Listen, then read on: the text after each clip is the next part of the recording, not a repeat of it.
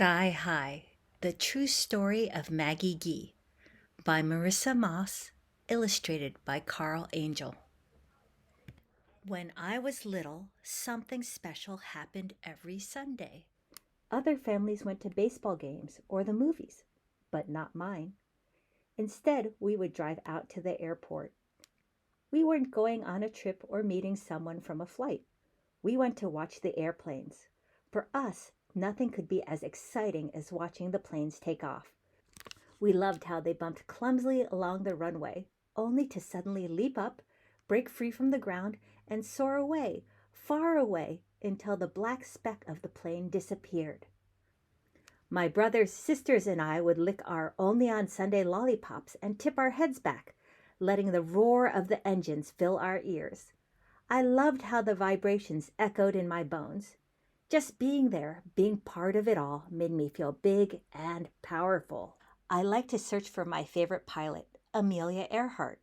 She had flown all the way across the ocean by herself, and I wanted to be just like her.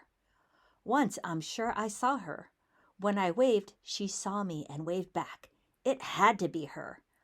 I didn't know of any other women pilots back then, just Amelia Earhart and me. Well, I would be a pilot someday. I told my brothers and sisters stories of how I would fly across the oceans, over deserts, and around the world. I described flying around the Eiffel Tower, tracing the line of the Great Wall of China from the air, looping over the pyramids. "Will you take me with you?" Lucy, my youngest sister, begged. "No, me!" demanded my brother James. "I'll take all of you," I said, "if you pay me with one Sunday lollipop." It was a high price, I knew. But flying in an airplane, that would be worth it. When my mother heard my offer, she laughed. "Save your lollipops," she said. "Maggie is just telling you stories. Some stories are true and some are made up. Now, I tell true stories." And then she would tell us about life in China, where she and my father had lived before they came to America. She talked about fetching water from a well when it was so cold that the ice had to be broken before she could dip in her bucket. She talked about festivals when the whole village danced in the streets in bright silk clothing, and tables were set up outside for everyone to eat together. Her stories felt as far away as China, and nothing like our life in California. They were like dreams, beautiful and mysterious, impossible to touch. My stories are truer than that, I thought. One day I would be able to taste and smell and feel my stories. One day I would make them come true. When grandmother heard my stories, she said, "I tell stories that are already true, not yet to be true." Sometimes she would tell us about China, like my mother did, but mostly she told stories about the farm she and grandfather had here. She told of bad luck weather and shriveled crops, and good luck weather and rich harvests. She told of plums as big as her fist and hail as big as our toes. These stories felt real to me, but they weren't mine. Many Sundays passed, and now we were too old for lollipops. I didn't tell stories anymore, but I still dreamed of flying. Until a nightmare happened, a war, a very big war. So big the whole world was fighting, and it was called World War II. Everyone did what they could to help. My brothers joined the army, and my mother worked as a welder building Liberty ships to transport troops. "You can work here with me," she said. "Do some good for your country." "I will work for my country," I agreed, "but in my own way. Now is my chance to fly." I had read about a group of women pilots called the WASPs, or Women Air Force Service Pilots. They flew planes. The first time I got to fly alone, to solo, was just as I had imagined. The earth rolled beneath me, green and yellow and brown, and I was free in the clouds. As fields and barns rushed by under me, I thought of grandmother's stories of her farm. My grandparents had worked such land. Now here I was high above, plowing the air. I was a good pilot, good enough to be chosen to go on for training as a WASP.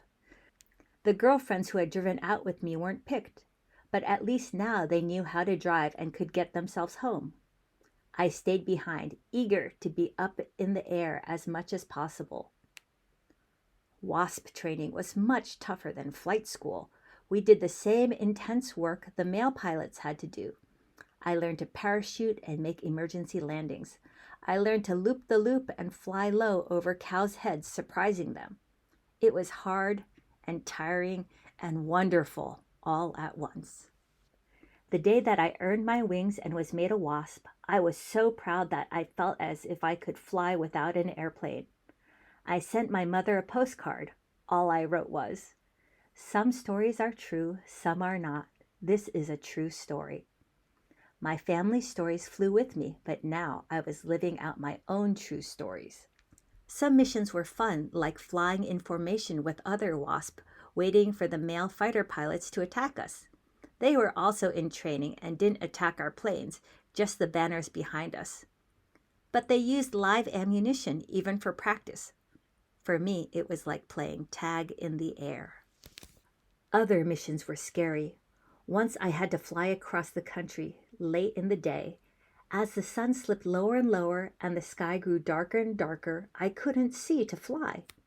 I needed to land, but bigger planes churned the air next to me with their giant propellers, and my small plane almost tipped over. I landed all right, but I did bump into another plane on the runway. The other pilot and I both stepped out on shaky legs to see if the planes were okay. When the pilot saw me, he tensed up and stared hard. There were plenty of other WASP, so I knew that he wasn't surprised to see a woman climb from the cockpit, but he must have been startled to see an Asian face. I could tell that he was mistaking me for an enemy pilot, a Japanese kamikaze, or a spy. I had heard it all before, but this time I didn't get angry. Instead, I smiled and said a big hello. "You American?" he said nervously. "Born and bred," I answered and offered my hand to shake. "Well, don't that beat all," he said. "Never thought I'd see the day." I felt like an exhibit at the county fair. A two-headed cow, the amazing Chinese-American wasp. But only for a minute. I got back in my plane and once more was a pilot, plain and simple. I felt big and strong again, and no one could take that feeling away. The days passed with me soaring high in the heavens, looping the loop and rolling for fun, but working hard too. I was helping my country to win the war, but I was also helping myself, making my own stories and dreams come true. Now I tell these stories to my children and grandchildren, and my tales must seem as far away to them as China. They cannot imagine such a war. They cannot imagine being one of only 2 Chinese-American pilots in the WASP. They cannot imagine trying to fly at night with only your eyes to guide you. But my stories aren't yet to be true anymore because I earned my wings. Now they're already true. Thanks for learning about Maggie Gee with me. If you like that book, I recommend The Fearless Flights of Hazel Ying Li. Hazel is the other Chinese-American wasp, and she's from Portland.